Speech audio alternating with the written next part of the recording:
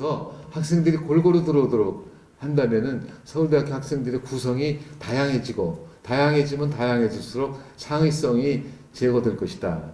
그래서 채택한 것이고, 구체적으로는 전국의 고등학교 교장 선생님들이 3명까지 학생을 추천하면은 그 풀에서 한 1000여 명 뽑고 나머지는 일반 균형으로 뽑는 것이 지역 균형 선발제. 이건 제가 보기에는 대성공이었다고 생각을 합니다. 처음에 시작할 때는 그 지방 학생들 뽑아갖고 와서 공부 못하면 어떡하냐는 학장님들이 뭐 대부분이었지만, 제가 독재를 해서 밀고 나가갖고 지금은 성공한 정책이라고 생각이 들고, 개성공단은 남북한 간의 동반 성장을 위한 하나의 시도였는데 우리 박근혜 정부 때 일단 폐쇄됐었죠. 그리고 만병통치약은 아니라 할지라도 FTA는 국가 간의 동반 성장을 위한 노력이라고 생각할 수가 있습니다. 이렇게 동반하는 것은 여러분 모두들 아마 형평을 위한 노력이라고 생각하실 수 있겠지만, 아까 잠깐 말씀드렸듯이 형평도 중요하지만 수월성을 위한 것이라고 생각합니다. 오늘날 미국이 멜팅 팟이라고 트럼프 대통령은 이민 억제 정책을 썼지만 과거 모든 대통령들이 다 이민을 장려하지 않았습니까? 거의 모든 대통령이. 그거는 그것도 좋은 정책인데, 대학에서 학생들을 뽑을 때 아주 철저한 쿼터제입니다. 제가 다는 모르지만 제가 아는 인류 사립대학들은 인종 쿼터, 흑인이 미국 인구의 11%면 우리 학교도 학생이 11%는 들어와야지. 그 다음에 계층 쿼터가 또 있습니다. 부자, 가난한 사람들이 다 같이 모여서 일해야, 공부해야 부자는 가난한 사람들에 대한 사정도 알고, 또 가난한 사람들은 가난한 사람들대로 부자에 대한 사정도 알고, 같이 살다 보면 야, 부자도 뭐 항상 좋은 것만 아니고 문제가 있고 뭐 이렇게 할 수도 있고, 또 가난한 학생들이 보고서는 가난해서 내가 좀 무시했는지 모르지만 1, 2등 하네 이런 것도 보고 배우게 되면, 그 사람들이 결국 사회에 나가서 그 사회를 리드할 때 이미 다른 계층을 다 보고 잘한다는 보면서 잘한다는 거고, 또 지역 균형은 예를 들어서 하버드가 매사추세츠주에 있으면은 매사추세츠 학생들 저거는 얼마나 뽑아줘야 되는 거 아니야? 그 동네에 있는데. 그러면서 동시에 그렇다고 너무 많이 뽑으면 안 되지. 아이다호도 좀 뽑고, 미안합니다. 아이다호가 감자바위라고 알려져 있는 거기도 뽑고, 저쪽 와이오밍도 뽑고 다 뽑았다고 하는 것이 다 지역 쿼터인데, 이런 것들이 사실은 동반성장이 사회 전체에 긍해서 적용될 수 있다, 이런 말씀입니다. 그래서 제가 오늘 3가지 토픽을 가지고 왔는데, 하나는 동반성장, 2번째는 실물과 금융 간의 조화, 3번째는 신뢰입니다. 이거 시간이 좀 같지만 좀 더 해도 괜찮겠죠? 네. 금융과 실물 간의 동반성장, 이거는 제가 물론 제 아이디어가 기초가 됐지만 내용은 조순 선생님이 쓰신 글을 많이 베껴오다시피 했습니다. 거기 한번 16페이지 보세요.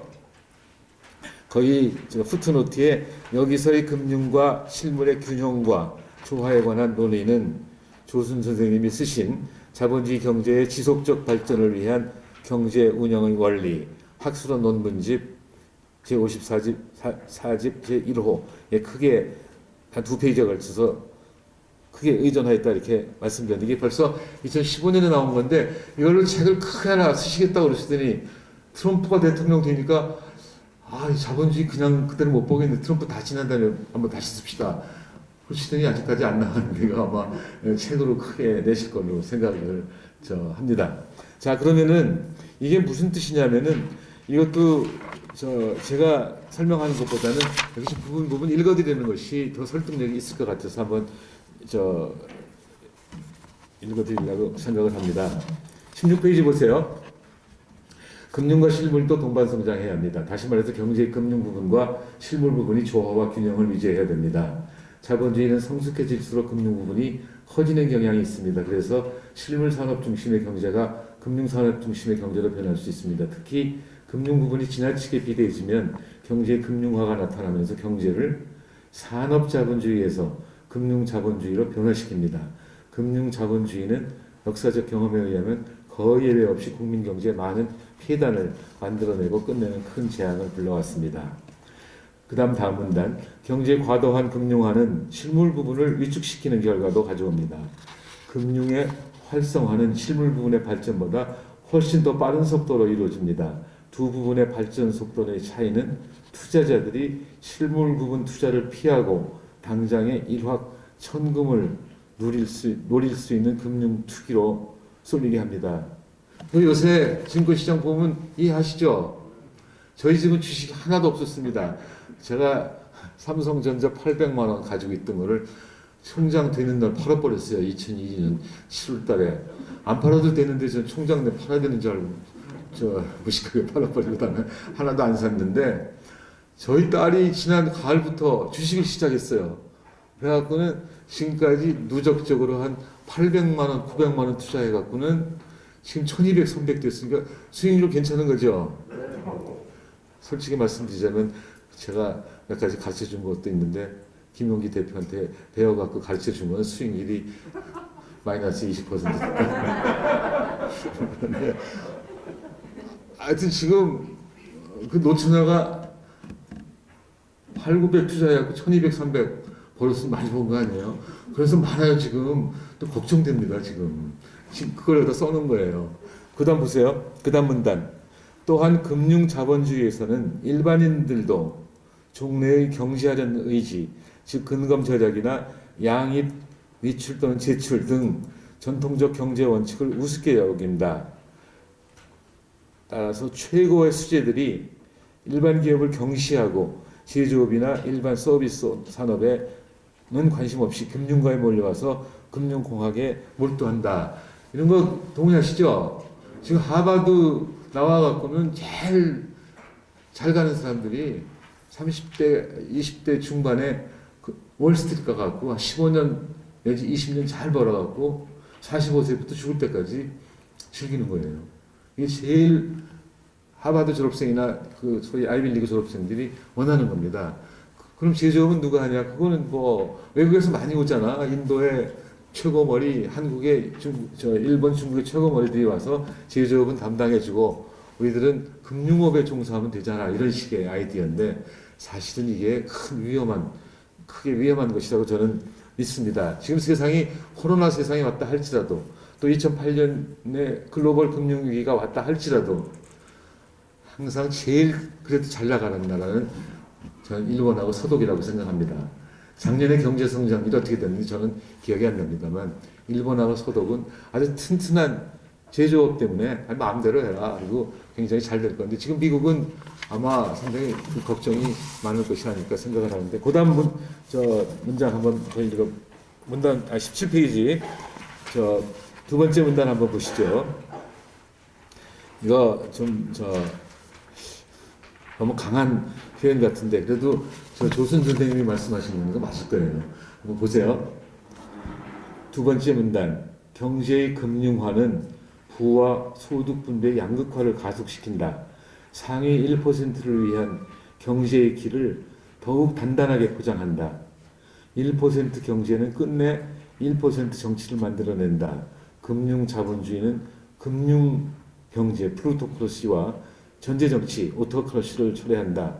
금융자본주의의 말로는 부익부 빈익빈, 귀익귀 천익천의 어두운 시대다. 여러분들 부익부 빈익빈은 들어보셨지만 귀익귀 천익천은 못 들어보셨죠? 이 한문을 좀 알아야 이런 표현을 쓰는데 저는 거기서 베껴왔습니다. 그래서 대책은 뭐냐면 17페이지 마지막 문단 금융원칙을 확립해야 된다. 지금까지 우리나라 금융은 대출 심사도 또 대출에 대한 사후 관리도 엄격히 못했다. 그런데도 금융시장에서는 금융에 대해 말 그대로 새로운 접근입니다. 과거의 방식과 결별한 완전히 다른 새로운 대응을 뜻합니다. 근데 우리는 지금 앞에 디지털 뉴딜, 그린 뉴딜이 참 많죠. 형용사로 붙이긴 했는데 사실 새로운 게 별로 없어요. 과거 했던 거 열심히 하겠다는 뜻밖에 안 보입니다. 그래서 이것이 정말로 뉴딜인지 그냥 뉴딜인지 이건 잘 모르겠습니다만 마지막 두째 번 문장 볼까요? 미국의 뉴딜은 구호만으로 성공한 것이 아니다. 꾸준한 실천으로 성공한 것이다. 성공의 뒤에는 정부에 대한 국민의 신뢰가 있었습니다. 그리고 신뢰를 얻기 위한 루즈벨트 대통령의 끊임없는 노력이 있었습니다. 루즈벨트 대통령은 당시 널리 보급되기 시작한 라디오를 통해 1933년부터 44년까지 노변 정당으로 국민의 믿음을 얻기 위해 노력했습니다. 여러분들 라디오가 언제 나온 거 다 아시죠? 1920년대에 나온 겁니다. 그때 새로운 기구인 라디오를 통해서 했다는 것이죠. 그 다음 조금 전문적인 것이지만 그냥 한번 읽어보겠습니다. 1933년 3월 미국에서 뱅킹 할러데이가 있어서 이제 은행 문 닫은 거죠. 이에 실망한 국민들이 다시 은행에 안 가려고 하는 어려운 때였었지만 대통령은 은행법 개정을 통해서 예금을 보호해주고 은행법 제정을 통해 은행과 증권시장을 분리시켜서 미래에 대한 지나친 낙관이 경제를 파탄시키는 일이 다시는 없도록 하겠다고 약속했습니다. 여러분들 저 은행 가시면은 1억 저 예금하려고 그러면 둘로 나눠서 5천만 원 딴 데 가서 하라고 하는 친절한 은행원도 있는 거 보셨죠? 왜 그러냐면 예금 보험을 5천만 원까지밖에 안 해주는 건데 그 아직 5천만 원을 예금 보호를 해주는 거예요. 사람들이 은행을 안 믿을지도 몰라서 5천만 원까지는 보호, 우리 은행 망해도 5천만 원 준다는 거거든요. 근데 그걸 5억 가져가면 10개로 나눠서 하십시오 하는 친절한 사람도 있고 그냥 보통 사람들은 다 받고 말입니다만 이거는 미국의 FDIC, Federal Deposit Insurance Corporation이라고 하는 것을 루즈벨트 대통령 때 만들어서 생긴 겁니다. 사람들 은행에 안 갈까봐 예금 갖고 오라고 유도하기 위해서 그런 것이고 또 하나는 이 모든 저 사단은 금융의 지나친 낙관이 지배하고 은행업과 증권업을 같이 하느라고 증권장사들이 나와갖고 은행업까지 해서 은행의 정도를 지키지 않았다고 판단하고 은행업과 증권업을 분리시킨 것입니다. 이것은 소위 글래스 스티걸 액트라고 글래스라고 하는 상원의원 스티걸이라고 하는 상원의원이 만든 것입니다만 이것을 통해서 은행과 시장을 분리시켜 미래에 대한 지나친 낙관이 경제를 파탄시키는 일이 다시는 없도록 하겠다고 약속했다는 것이죠. 그리고 그는 이를 실천했습니다. 루즈벨트 대통령은 특유의 유머와 과장하지 않은 솔직함 그리고 담백함으로 국민을 감동시키고 정책을 믿고 따르도록 하였습니다. 그 후 2차 대전까지 50개의 주요 정책이 노변 정담을 통해 국민에게 쉬운 말로 허심탄회하게 전달되었습니다. 그러나 전달되었습니다. 코로나 팬데믹 상황에서 우리 정부가 배워야 할 덕목이라고 생각합니다. 이제 거의 마지막으로 한 문단만 더 하겠습니다. 이거는 뭐냐면은 제가 생각하기는 여기가 정책을 특히 인사 정책을 논의하는 데는 아니지만 이 문단을 읽어보시면은 우리 인사 정책을 좀 바꿔야 되겠다 하는 생각을 할 수 있으실 것 같아요. 그걸 한번 읽어드리겠습니다. 어떤 사람이 정책에 깊이 관여해야 되냐면 첫째는 전문성이 있어야 되고 둘째는 기회성이 있어야 된다는 겁니다. 한번 읽어볼게요. 여러분들 케인스라는 경제학자 들어보셨죠? 일반이론이라는 책을 쓴 케인스라는 사람인데 그 아버지도 경제학자였습니다. 그 아버지가 The Scope and Method of Political Economy라는 책을 1891년에 썼는데 아버지는 네빌 케인스고 아들은 메이나드 케인스인데 메이나드 케인스는 무슨 책 쓴지 아시죠? A General Theory of Employment, Interest and Money 고용, 이자 및 화폐에 관한 이론이라는 책을 썼지만 이제 부자가 서로 도와준 거죠. 정부 정책의 신뢰 구축은 또한 정책을 운용하는 정책 당국자의 전문성과 그에 기초한 정책 운용술, 즉 메이나드 케인스의 아버지 네빌 케인스가 그의 저서 The Scope and Method of Political Economy에서 강조한 정책의 기여성에 의해 크게 좌우됩니다. 이러한 전문성과 정책 기여성은 정책 담당자의 경제 전반에 대한 폭넓은 이해, 정보 및 데이터에 대한 탁월한 해석력, 정책 방향에 대한 예리한 감각 등을 필요로 합니다. 동의하시죠? 굉장히 어려운 겁니다. 전문성도 있고 기회성도 있으려면은 경제면 경제 및 경제학도 좀 알아야 되고 현실을 알아야 된다는 뜻입니다. 그래서 기회성이라고 하는 것은 그것은 장기간에 걸친 경제 정책의 이론과 현실에 대한 경험을 통해서나 체득할 수 있는 것입니다. 정부가 실질적인 전문성의 확충을 통해 경제 정책에 대한 압도적인 지적 우위를 확보할수록 민간 부분도 정부의 견해를 경청할 가능성이 높아지고 그만큼 신뢰를 얻게 될 것이다. 결국 전문성과 기회성이 부족하기 때문에 신뢰를 아직 못 얻고 있다는 말도 되고 어떤 의미에서는 이 전문성과 기회성을 가진 사람이 정책을 앞으로 좀 만들었으면 좋겠다 하는 말씀도 됩니다. 그리고 그다음 뭐 다른 얘기도 다 읽어보시면 되고요. 마지막으로 결론입니다. 21페이지 그것도 한번 읽어보겠습니다. 자, 매듭날 코로나19 왜 19라고 읽는지 모르겠어요. 시인행 보면 19 그러는데 우리만 19라고 안 그러면 막 흉보고 그러는데 저는 그래서 19라고 읽습니다. 코로나19 이후 우리는 전례 없는 어려움을 겪고 있습니다. 코로나 이후 세계가 어떤 방향으로 전개될지는 예측하기 어렵습니다. 미래가 불확실하고 어려운 때일수록 우선 원리 원칙을 되새길 필요가 있습니다. 그런 점에서 동반성장, 금융과 실물 부분의 조화와 균형, 그리고 정부에 대한 신뢰의 구축은 한국 경제의 지속 가능 성장을 위한 최소한의 필요 조건입니다. 또한 코로나19 시국에서는 무리한 우웅비보다는 생존이 중요하다고 생각합니다.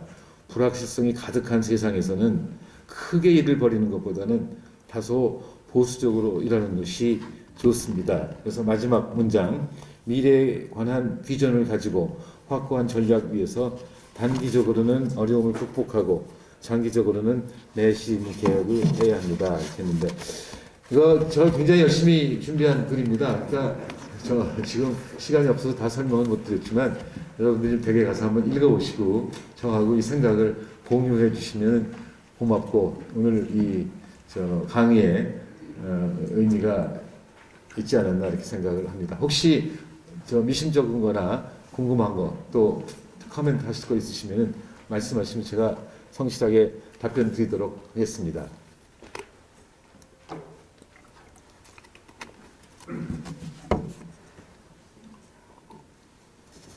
안녕하십니까. CA저널의 송우영 보도국장입니다.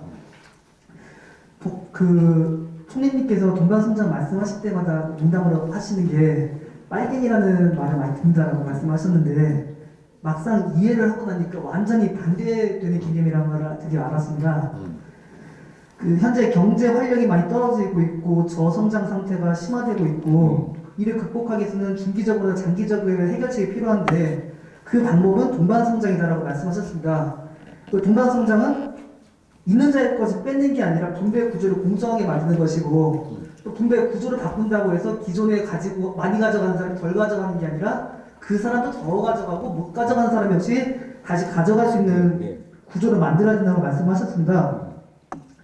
현재 투자도 침체, 소비도 침체, 급격히 증가한 가계부채, 노인 문제, 저출산 문제, 소득 분배가 어려운 상황이 쉽지가 않은데 이 해결책은 기업에 투자를 해야 되는 거고 하지만 문제는 대기업은 돈은 많은데 투자 대상이 없고 중소기업은 또 돈이 없다라고 말씀하셨습니다. 그 해결책으로 대기업의 경우에는 첨단 핵심 기술에 투자를 해야 되는데 개발은 할 뿐 연구는 하지 않고 연구가 되려고 하면은 창의적 인재가 많아야 되는데 인재가 많아지기 위해서는 교육 혁신 또한 창의력부터 바꿔야 된다고 말씀하셨는데 역시 이거 들으면서 어떻게 해결하실 건가 궁금했습니다. 반면 중소기업은 당장 설비를 투자할 수가 있는데 돈이 없고 대신에 투자가 되면은 고용이 늘고 그럼 소비가 늘고 결국 경기 침체가 완화가 되면서 선순환 될 거라고 말씀하셨는데 그 해결책으로 중소기업이 스스로 돈을 벌 수 있도록 중소기업 적합업종을 구분해서 대기업이 들어오지 못하게 막아주는 것과 대기업의 부당이익을 제대로 분배해서 중소기업이 이제 성장해 수 있도록 한다고 말씀하셨습니다. 이 가능한 게 결국 프라픽 쉐어링이라고 보이는데 헐리우드 사례를 들으니까 이해가 굉장히 쉬웠습니다.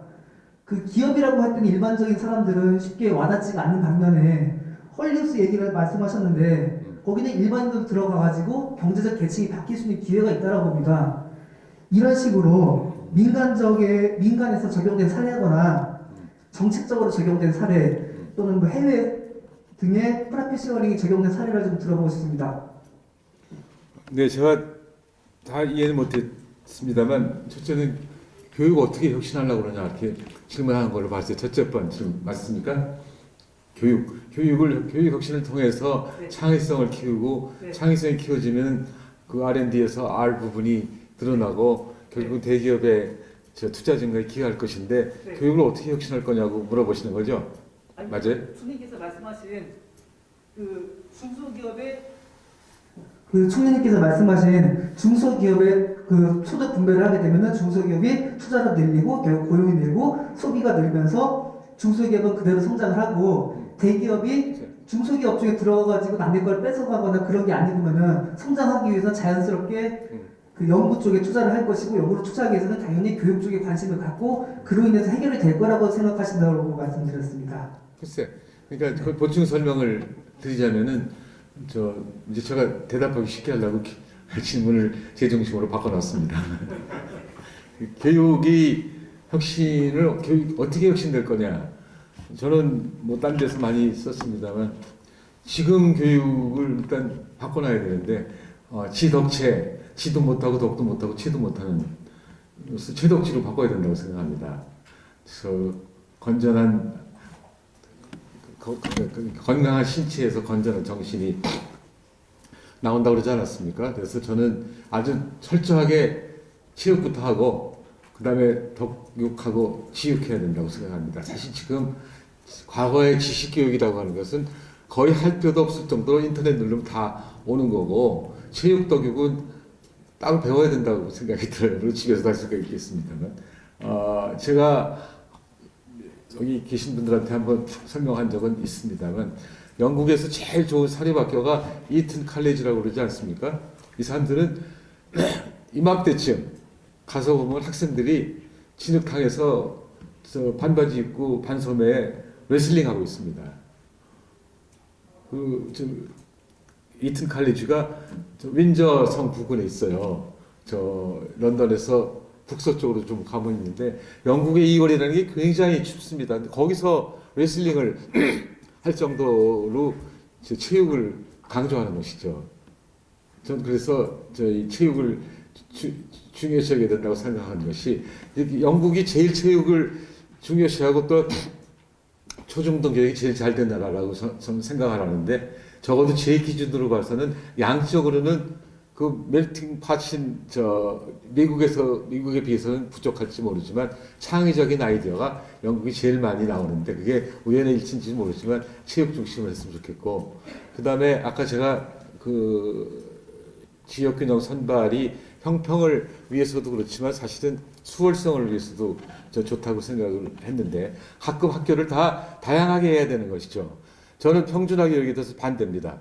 지금처럼 꼭 평준화를 할 거면은 현대고등학교 학생들을 전부 압구정동 사람들 오게 하지 말고 요새 교통도 좋은데 그냥 전시적으로 오라는 거예요. 노원구 사람도 오고 용산구 사람도 오고 저쪽 은평구 사람도 오고 그다음에 지금 용산고등학교가 지금 거기 과거 용산고등학교에 있는지 없는지 모르지만 용산고등학교도 서울시 전역으로 다 오게 하면은 지금은 지적인 수준도 다 다를지 모르지만 지역적으로 전부 다른 배경에서 오기 때문에 배우는 것이 얼마나 많냐. 압구정동에 있는 애들 다 현대 고등학교다 원하면 가정 환경은 거의 비슷하고 지적인 이 차이는 많이 나서 교육이 잘 안 돼요.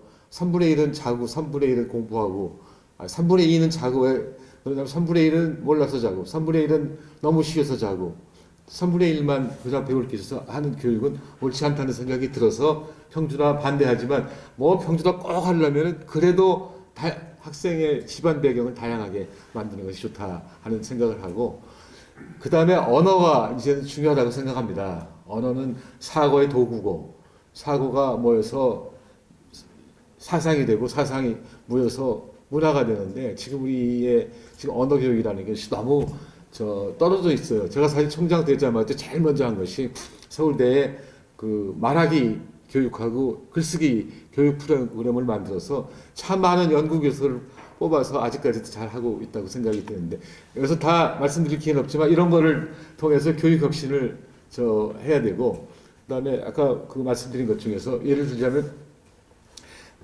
사실 시간이 없어서 말씀 못 드렸는데 이익 공유를 통해서 발달되는데 또 뭐 없냐 물어보신다면 할리우드가 아주 좋은 예라고 말하셨지만 여기 운동 좋아하시는 분들 많이 계시지만 미국의 미식축구 NFL이라는 게 있지 않습니까? 내셔널 풋볼 리그. 야구는 메이저 리그 베이스볼 뭐 이런 식으로 하지 않습니까? 내셔널 풋볼 리그라는 게 팀이 32개예요. 그리고 20세기에 들어와갖고 생겨갖고는 1960년대 말까지만 해도 미국의 축구 구단이 내셔널 풋볼 리그도 있고 아메리칸 풋볼 리그도 있었는데 그냥 무제한적인 선수 장탈전을 해갖고 다 망해버렸어요. 그저 뭐 정말로 그 구단의 수입이 1년에 100만 달러도 안 되는 데도 있을 정도로 망했는데 AFL하고 NFL이 통합을 했습니다. 그래갖고 생겨난 것이 NFL이에요. 거기서 어떻게 하냐면은 입장료 수입 있지 않습니까? 각 팀의 입장료 수입의 60%만 자기가 갖고 40%는 중앙에 집중시켜요. 흉계권 다 중앙에 집중시킵니다. 그다음에 영어로 구스라는 거 있어요. 구스 또는 머천다이싱이라는 건데 축구와 관계된 물건이 있지 않겠습니까? 그것도 다 공동으로 만들어서 32개 구단이 공동으로 팔아갖고 파는 걸 다 센터에 모아갖고 자 구스 마켓에서 판 거 중개료 입장료 40%씩 다 모은 거를 32분의 1로 다 나눠줘요. 우리나라 사람들한테 이거 설명하면 이런 빨갱이도 있냐고 말할 거예요. 근데 지금 내셔널 풋볼 리그가 얼마나 튼튼하냐면은 내셔널 풋볼 리그가 얻는 중계료가 세계에서 내셔널 풋볼 리그만 빼고 제일 중계료가 많은 것이 EPL, English Premier League 축구입니다. 그것의 2배예요. 그 다음에 세계 가장 부자인 50개 구단, 프로 구단이 50개 구단에 NFL의 32개 구단이 다 들어갑니다. 이걸 보고 야구도 배워갖고 지금 야구 MLB에서 공통으로 노는 게 한 34% 정도 된다고 들었습니다만 사실은 이 공유제도라는 게 굉장히 좋은 건데 안에서 참으로 안타깝습니다. 한 예를 또 들어보면은 그 전에 여기서 한번 말한 적이 있지만 일본 제 친구가 일본하고 거래를 했는데 가끔 거래처에서 돈이 온다는 거죠. 소액이에요. 이게 뭐냐 그러면 그 일본 거래처에서 뭐라 그러냐면 우리 조합에 중앙정부가 우리 협동조합 있지 않겠습니까? 조합에다가 돈을 줬는데 조합이 조합원들한테 다 나눠줬다. 근데 우리는 너희하고 거래하지 않냐? 그러니까 우리 거래처에 다 똑같이 이렇게 나눠주고 있다고 하는 것이 동반성장의 한 모습이 아니겠습니까? 이런 식으로 동반성장으로부터 이익이 저는 굉장히 많다 말씀드리고 싶습니다. 네.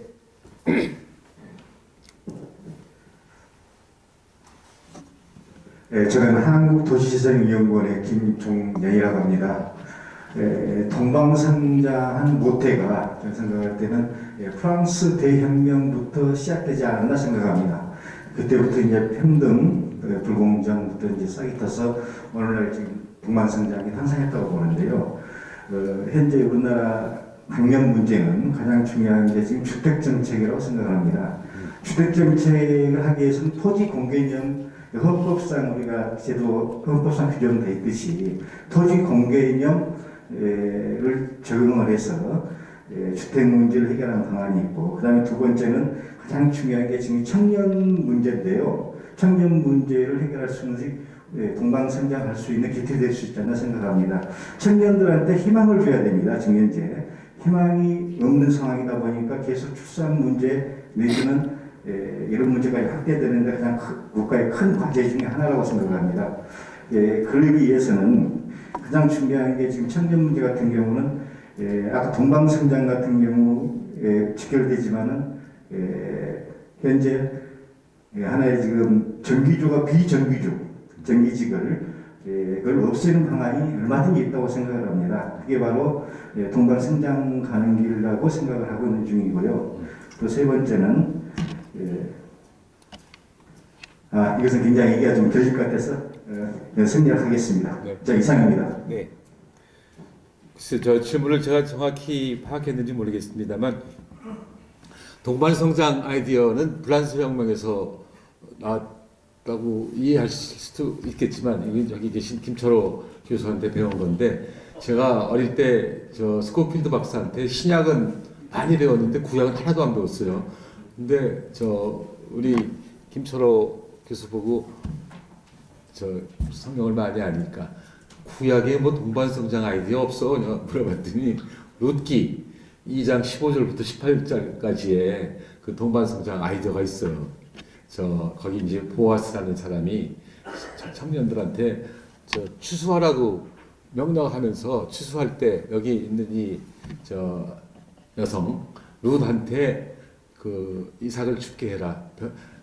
볕단 사이에 저 이삭도 놓고 또 이삭 저 볕단에 이것저것 빼서 주고 떨어뜨리고 해갖고 주워가게끔 해라 하는 것이 동반성장의 아이디어라고 구약에서 얻을 수 있겠냐 이런 얘기를 해서 과거에 이제 어디 여기저기 가서 얘기할 때 구약에서도 기이 난다 이렇게 얘기도 하고 또 룻기뿐만 아니라 레위기도 있고 또 며칠 전에 저 시편을 읽었더니 거기도 또 나오고 해서 저 사실은 성경에도 그런 아이디어가 많이 있다는 말씀을 드리고 싶고 왜 뭐 포도원 가서 포도 다 따지 말고 구석은 남겨갖고 행인이라든지 동네 사람들한테 따가라고 하는 것도 있지 않겠습니까? 그러니까 불란서 혁명의 평등 아이디어도 있을 거고 우리나라도 보면 둘의 뭐 그것도 동반성장 아이디어에 가깝지 않을까요? 홍익인간이라고 하는 것도 사실은 저 동반성장 아이디어에 가깝지 않냐 생각이 들고 그 다음에 저 토지 공개념은 어떤 질문을 하셨는지 모르지만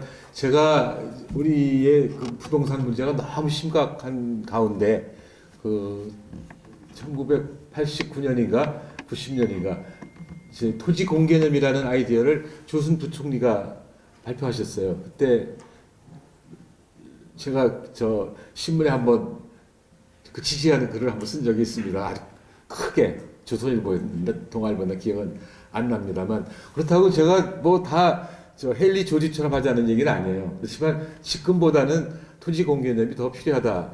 지금 세상에서 저 국유지의 비율이 제일 낮은 나라가 한국입니다. 국유지의 비율이 제일 높은 나라가 미국입니다. 여기서 토지 공개념 얘기하면 똑갈갱이라고 그러지만 미국이 제일 국유지가 많고 한국이 국유지가 제일 적은 나라라고 지금 이해하고 있거든요. 그래서 그걸 한번 말씀드리고 싶고요.